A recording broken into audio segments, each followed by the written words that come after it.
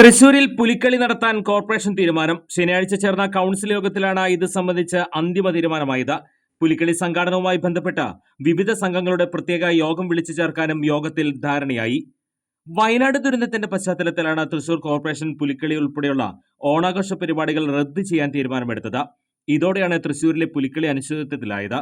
നേരത്തെ കൂട്ടി ഒരുക്കങ്ങൾ ആരംഭിച്ചതിനാൽ പുലിക്കളി നടത്തുന്നില്ലെങ്കിൽ കടുത്ത സാമ്പത്തിക ബാധ്യത വരും എന്ന പുലിക്കളി സംഘങ്ങളുടെ പരാതിയിൽ ജില്ലയിലെ മന്ത്രിമാരും മേയറും ഇടപെട്ടതോടെയാണ് പുലിക്കളി നടത്താൻ തടസ്സമില്ലെന്ന് തദ്ദേശ സ്വയംഭരണ വകുപ്പ് അറിയിച്ചത്.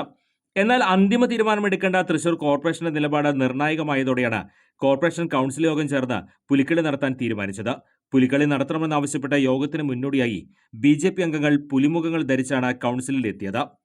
9 സംഘങ്ങൾ മുൻപ് പുലിക്കളിക്കായി രജിസ്റ്റർ ചെയ്തിരുന്നുവെങ്കിലും ഇത്തവണ 6 സംഘങ്ങൾ മാത്രമായിരിക്കും മത്സരത്തിനിറങ്ങുക. കോർപ്പറേഷൻ തീരുമാനം വൈകിയതോടെ സ്പോൺസർഷിപ്പ് പ്രശ്നങ്ങളടക്കം നേരിട്ട് മറ്റ് 3 സംഘങ്ങൾ പിൻവാങ്ങുകയായിരുന്നു. ഇതിനെ തുടർന്ന് സംഘാടനവുമായി ബന്ധപ്പെട്ട വിവിധ സംഘങ്ങളുടെ യോഗം വിളിക്കാനും കോർപ്പറേഷൻ തീരുമാനിച്ചു.